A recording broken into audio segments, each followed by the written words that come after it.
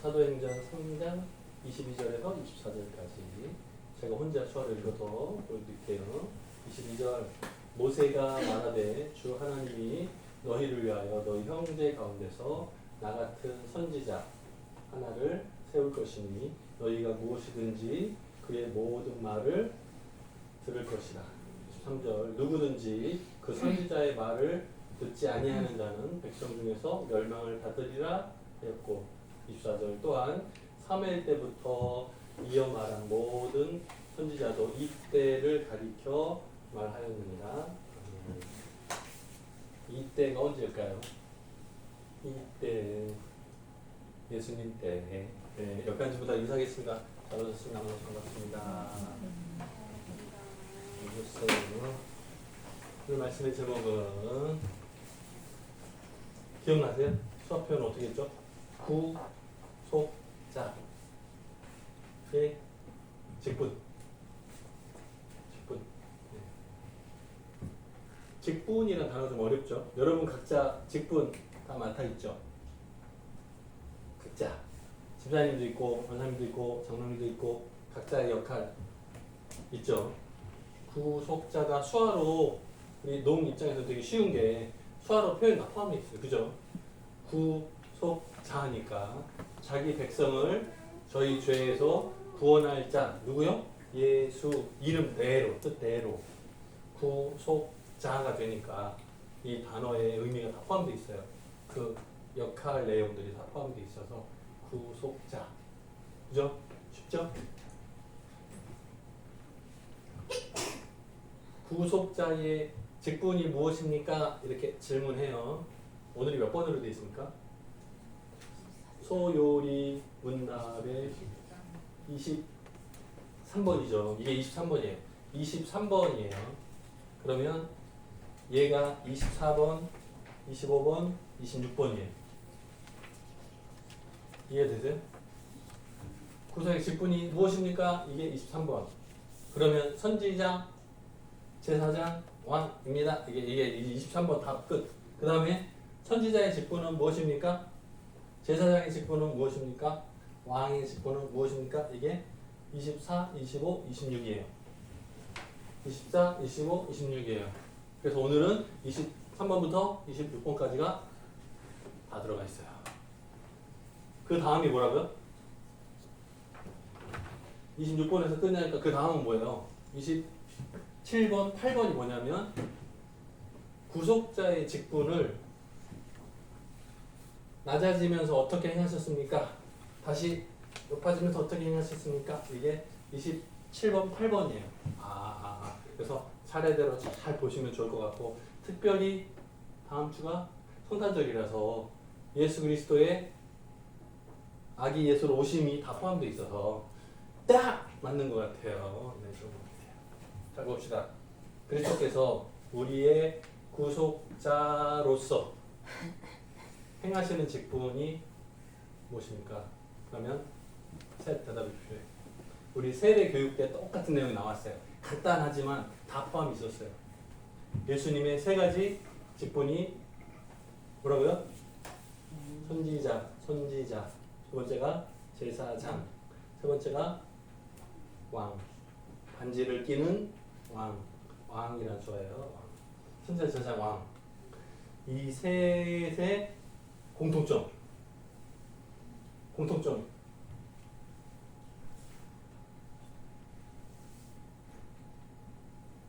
질문한 거예요. 답을 주세요.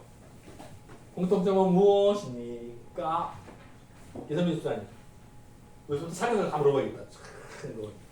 이선민 수사님. 선지자, 제사장, 왕 세 직분에 비슷한 점이 있어요. 기호 수사님 기다리고. 영지 수사님. 조능 수사님은 딴 데 보고 있어? 야. 여기 봐요. 선지자, 제사장, 왕 세 가지 직분이 있는데 세 가지 직분의 공통점이 뭐예요? 직분이 있는 거죠, 그렇죠?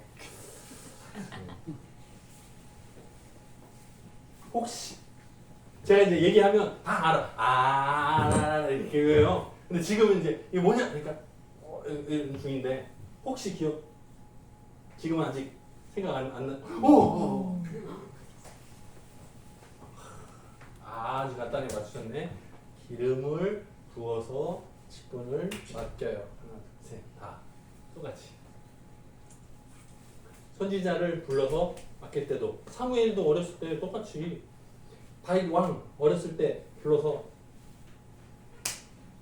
제사장도 마찬가지로 임명식 할 때 준비해가지고 우리 안수기도 하는 것처럼 기름을 안수집사하고 장로하고 비슷한 점이 뭡니까? 그러면 안수기도를 해서 뭐 비슷한 느낌 그런 거랑 비슷해. 세 가지 직분을 맡길 때 기름을 부어서 임명을 해요. 똑같이. 그게 무슨 뜻이죠? 기름을 붓는다는 게 무슨 뜻이었죠? 지난주, 지지난주 설명이 있었는데 그리스도라는 단어의 뜻이 기름 부음을 받은 이라는 뜻이에요. 그리스도를 다른 말로 바꾸면 메시아죠. 메시아. 그런데 하나님께서 구속자를 맡기시면서 그리스도라는 이름을 주신 이유는 뭐예요? 기름을 부어서 맡기니까. 예수님도 기름을 부음 받은 적이 있다 없다? 있다. 지난주에 제가 설명해드렸잖아요. 마리아가 옥합을 깨뜨려서 예수님의 발에 붓고 머리털로 씻은 적도 있고 머리에다 부어서 향기가 집안에 향기가 가득한 적도 있고. 뭐라고요? 야단하지 마라. 왜요? 제자들이 막 야단했잖아요. 야 이걸 낭비 왜 300데나리온이니까 10만 원씩만 따져도 1년으로 합하면 얼마예요? 비싼데 이거를 아까워. 가난한 자들한테 나눠주면 좋은데 아까워. 예수님이 뭐라고요? 너를 아무리 마라. 내 장사를 미리 준비하였느니라. 그래서 사복음서에 다 나와요. 복음서가 4개인데 다 나온다는 건 뭐예요? 중요하다는 거예요. 사복음서에 다 나오는 사건들이 뭐냐면 예를 들면 예수님이 예루살렘 성에 나귀를 타고 입성하시는 장면. 굉장히 중요한 장면이거든요. 다 나와요. 성전 안에서 돈 바꾸고 동물 팔고 막 장사하고 이럴 때 다 뒤집어쓰고 내쫓고 성전은 아버지의 기도하는 집이다 가르치실 때, 예수님께서 의로운 화를 내리셨을 때, 교회 안에서 어떤 질서를 다르게 교회 목적에 대해서 하실 때 사복음서에 다 나와요. 오병이어 사건 같은 거 사복음서에 다 나와요. 왜? 중요하니까. 그런 것처럼 중요한 것 중에 하나가 뭐라고요? 예수님이 이름이 그리스도잖아요. 예수 그리스도. 기름을 부어서 세우는 직분, 구속자의 직분. 중요하니까 기름 붓는 이 사건이 사복음서에 다 나와요.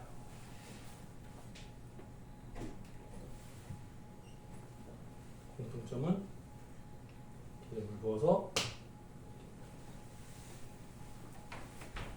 됐죠? 조남쌤 다음 주 또 물어볼 거야 이거.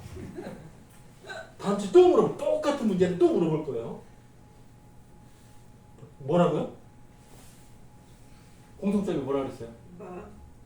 아마 다음 주에 또 물어볼 거예요. 공부 기억하고 있어야 돼. 이따 공부할 때 뭐예요? 자, 선지자 혹은 선지자 뭐 여러 가지 쓰는데요. 제사장, 왕. 여기는 일반적인 역할. 이쪽은 예수님께서 어떻게 행하셨는가. 이거 한번 맞춰보는 거예요. 맞는지 틀린지 맞춰보는 거예요. 오늘 말씀 금방 끝날 것 같죠, 그죠? 기대. 자, 여기 벌써 이거 23번이 끝난 거예요. 이제 24번 가는 거예요. 자, 선지자로서 예수님은 어떻게 행하셨는가 한번 보죠. 여러분이 알고 있는 성경에 나오는 선지자. 성경에 나오는 사람 기억나는 사람 있어요? 혹시? 누구? 선지자 이름.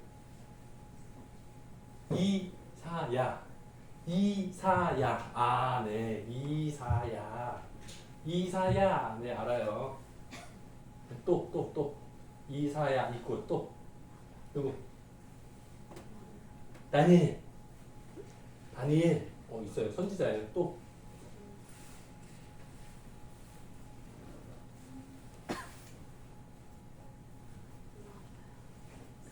예레미야. 울보. 예레미야. 호박국이요? 호박국? 여러분 아는 선지자 많이 있습니다. 선지자의 역할은 뭐냐면 하나님의 계획을 백성들은 직접 안 해요. 하나님 직접 이스라엘 백성한테 말 안 해요. 누구?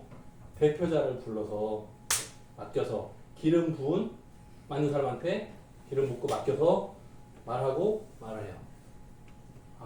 그러니까 이스라엘 민족의 대표자와 같은 하나님의 말씀을 전하는 사람을 선택해서 사용하시는 거예요. 이것이 틀림없이 분명히 하나님의 말씀인 것을 증거로 나타내는 거예요. 그래서 때때로는 이스라엘 백성들이 전쟁할 때라든지 어떤 일을 결정해야 될 때 이거 해야 돼요 말아야 돼요 고민스러울 때 선지자를 찾아갔어요. 그래서 물었어요. 하나님의 뜻이 어떤지 대신 물어봐 주세요. 어떤 적이 여러 번 있어요. 갑자기 예수님은 기다리시고 지금 선지자를 보는 거예요. 자, 하나님의 뜻과 계획을 어떻게 해요? 백성들에게 전하는, 나타내는 역할을 맡아요. 이스라엘 백성들이 잘못하고 실수하고 죄를 범하고 불신종하면 그것에 대해서 지적할 때도 있어요.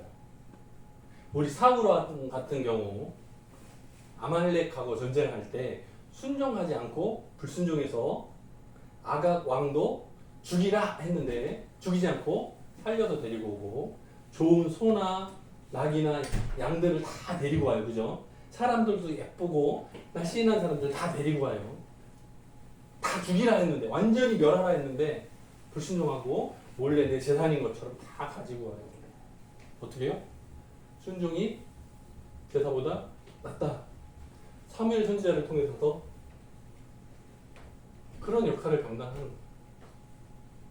자, 예수님은 어떻게 하셨나 볼까요?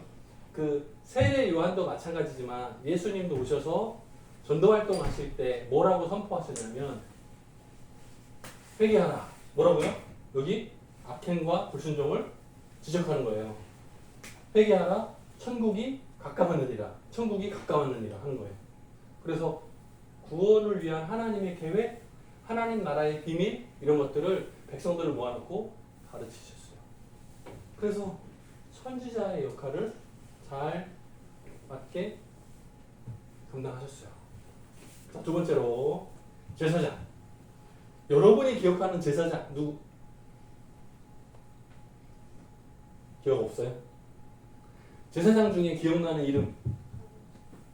네?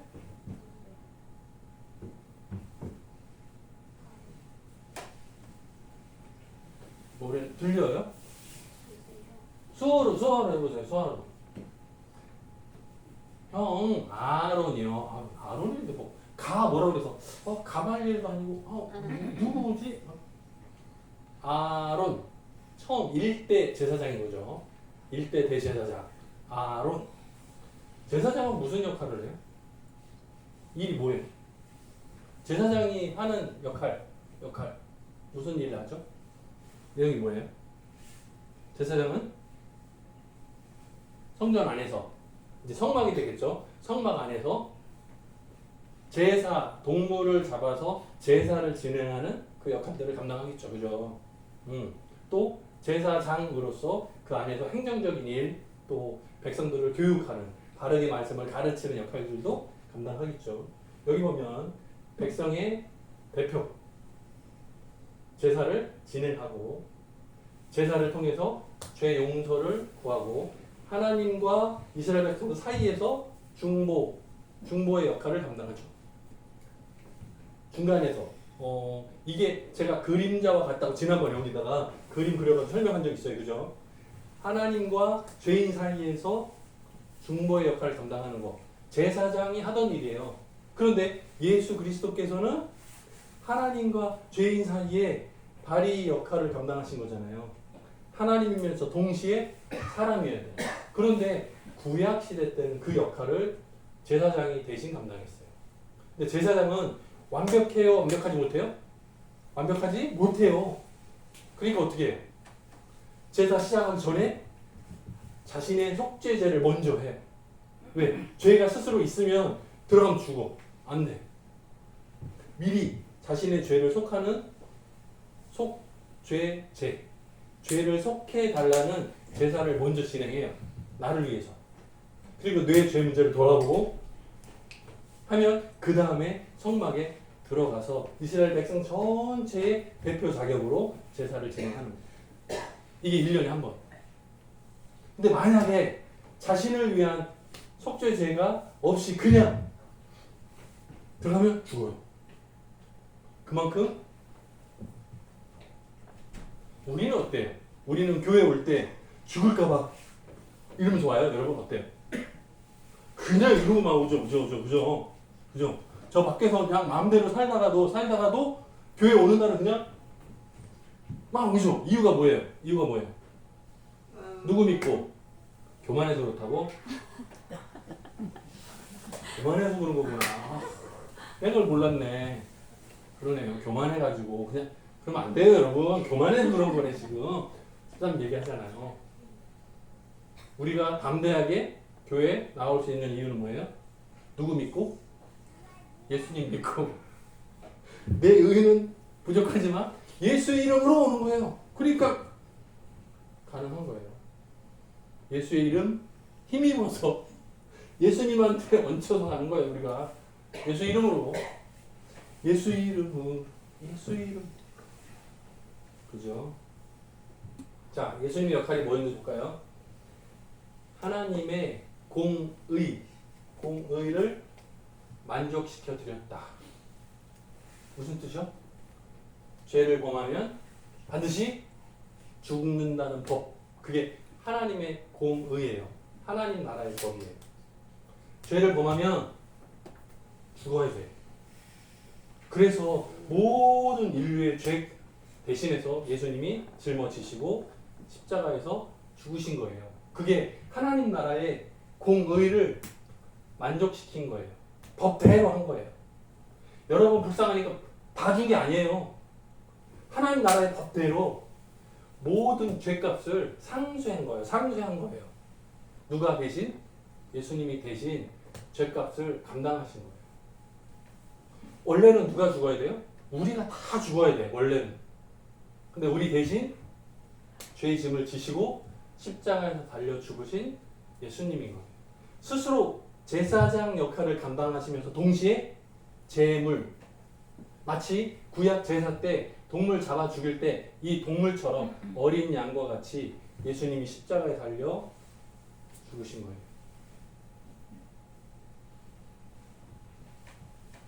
자, 그 결과를 통해서 하나님과 죄인 사이에 화목함이 이루어졌어요.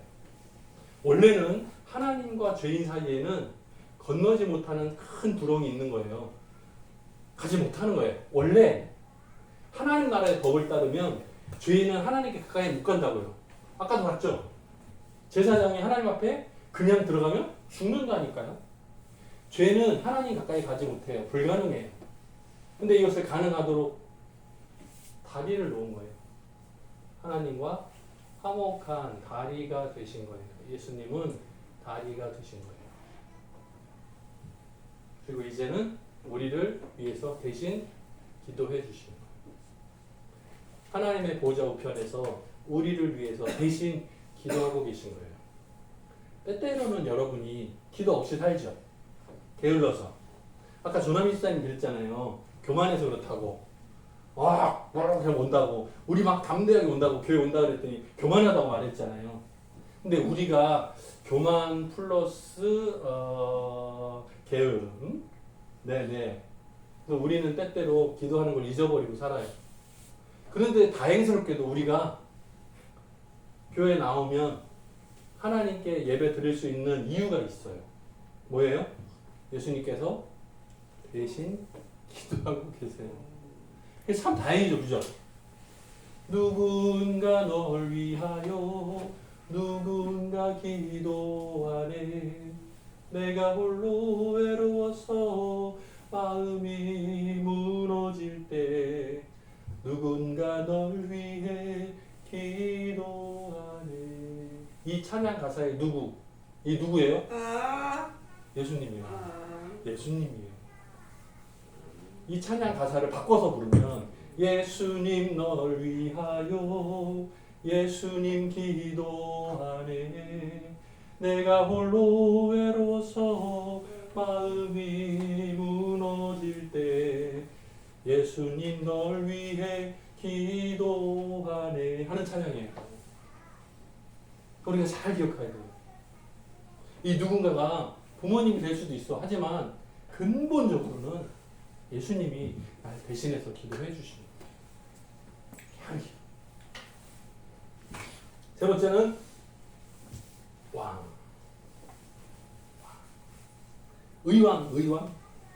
의왕이라는 지명이 의왕으로 써야 되죠. 의왕으로. 의왕 말고 우리는 왕. 네, 왕이신 하나님. 자, 왕은 뭐 하는 사람이에요? 역할이 뭐예요? 성경에 나오는 왕, 유명한 사람 누구? 왕. 누구요? 다윗 왕. 누구요? 바로요? 아유, 뭐 이집트는 무슨 이스라엘 얘기를 하고 있는데 지금. 네? 이집트로 혼자 여행으로 갔다 오시고 여기는 이스라엘 얘기. 자, 보세요. 하나님께서 이 나라를 하나님의 계획대로 잘 다스리도록 보호하신다는 거예요.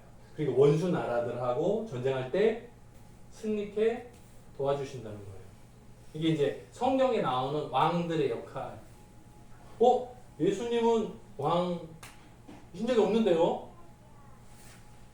예수님께서 십자가에 달려 돌아가실 때 위에 명패가 있었어요. 뭐라고 써 있었어요? 유대인의 왕이라고 썼어요. 네? 그 당시 분위기는 욕이었어요. 근데 실제로 유대인의 왕으로 오신 게 맞거든요. 그 문제, 그 죄 때문에 심판을 받았고 빌라도에게서 심판을 받은 이유가, 재판받은 이유가 유대인의 왕이라고 한다. 자기가 그 뭐예요? 로마의 압정을 받을 때니까, 협정을 받을 때니까 로마 왕에게 도전하는 거다. 그래서 정치범으로 누명을 씌운 거거든요. 그래서 유대인의 왕이라고 이 위에 명패에 써붙여라 했던 거거든요. 그 이유가. 예수님의 역할 볼까요? 자, 하나님의 나라 건설과 하나님의 나라 통치. 자, 그리고 택함 받은 자의 모임. 예수 믿고 구원받은 택함 받은 자의 우리 모임. 그걸 뭐라 그래요? 교회라고 불러요. 교회는 건물인가요? 사람인가요? 어때요? 교회는 성도들의 모임이에요. 건물이 아니고. 건물은 뭐라고 불러야 된다고요? 예배당, 곳. 교회, 당, 건물. 부르는 이름이 달라요. 교회 그러면 성도들의 모임이에요. 청함교회 그러면 청함교회 다니는 성도들의 모임이에요. 사람의 모임을 말하는 거예요. 그래서 교회의 치리에 순종하는 것 굉장히 중요해요. 어떤 사람들은 교회가 부패했어. 나는 교회 다니지 않고 혼자 집에서 혼자 예배 드릴 거야. 혼자 생각하는 사람이 있어요. 아니, 그거는 교회의 통치를 거부하는 거예요. 잘못하는 거예요. 그래서 예수님이 이 땅에 오신 목적 그리고 직분 행하심이 선지자로, 제사장으로, 왕으로 오셔서 그 역할들을 교회에 위임하셨거든요. 그래서 하나님의 나라가 교회를 통해서 통치되도록 하는 거예요. 우리 신앙 고백에도 나오잖아요. 거룩한 공회와 성도가 서로 교통하는 것과 고백할 때 들어가잖아요. 그 거룩한 공회와의 의미는 뭐냐면 하나님께서 허락하신 교회인 줄로 믿습니다의 고백이에요. 그리고 그 교회 안에 있는 성도들의 모임이 서로 교통하면서 하나님께 모아리는 같은 목적을 가지고 살겠습니다라는 신앙의 고백이 들어가 있는 거예요. 아니고 교회를 통해서 신앙생활을 잘 감당하겠습니다라는 신앙의 고백이거든요. 무슨 뜻? 예수님의 다스리심 아래에 있는 교회 그 가르침에 따라 순종하겠습니다라는 거예요. 그러니까 교회의 가르침에 순종하는 것은 곧 예수 그리스도의 가르침에 순종하는 것 같아요. 그것을 통해서 영적인 전쟁에서의 승리. 실제로는 이스라엘 역사를 보면 다른 이방 나라들과 전쟁하면 하나님 믿는 이스라엘 백성들이 전쟁에 나가서 승리하잖아요. 법궤를 메고 나가서 전쟁에서 승리하잖아요. 말씀을 붙들고 나가는 것처럼. 이거 마찬가지인데 예수님과 함께 동행하며 살아가는 삶으로 세상의 문화, 세상의 방식을 따르지 않고 하나님 나라 방식대로 순종하며 살아가는 거예요. 그게 영적 전쟁의 승리를 말하는 거예요. 자, 다시 돌아올게요. 구속자의 직분. 이제 알겠어요? 영지 집사님? 구속자의 직분 세 가지 그러면 땅땅땅 나와요? 가능하겠어요? 어렵지 않아요. 쉬워요. 이 세 가지. 공통점이 뭐라고요? 공통점이 뭐라고요? 영지 집사님, 이 공통점이 뭐라고요? 세 가지 직분의 공통점이 뭐예요? 공통점. 비슷한 거. 세 가지. 기름을 부어서 세운다. 기름을 부어서 세운다. 네. 그리고 세 가지의 역할들이 나왔고 예수님이 어떻게 하셨는지가 나왔어요. 자, 그러면 이제 우리가 한 주간을 살아갈 때 특별히 다음 주는 성탄절이 오는 중인데 성탄절을 맞아서 우리가 한 주간을 살 때 예수님을 기억하면서 예수님께서 이 땅에 오셔서 그 이루신 구속에 관련된 사역들, 이 직분들을 기억하면서 제사장으로, 선지자로, 왕으로의 역할을 잘 감당하셔서 우리의 구속을 완성하신 예수님을 기대해 보는 거예요.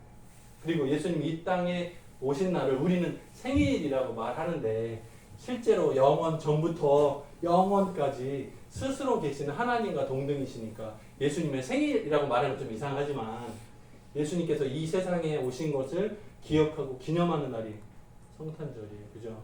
그러니까 이제 다음 주 성탄절이 좀 의미가 귀하다 생각 가지시고 한 주간 동안도 잘 순종하면서 말씀에 순종하면서 승리하시는 저와 여러분 되기를 주님의 이름으로 축원합니다. 같이 기도하겠습니다. 사랑이 많으신 하나님 아버지 감사합니다. 구속자의 직분 세 가지를 봅니다. 선지자, 제사장, 그리고 왕. 세 가지 직분, 기름을 부어서 세우는 예수님께서 감당하셨던 세 가지 역할들을 보고 또 어떻게 그 내용이 구성되어 있는지를 보고 한 번 더 묵상해 봅니다. 우리들의 삶이 예수님을 따르는 삶이 되게 본을 받는 삶이 되게 도와주셔서 한 주간 동안에도 온전히 영광 올려드리는 귀한 삶이 되게 도와주옵소서. 감사드렸고 예수님의 이름으로 기도드립니다.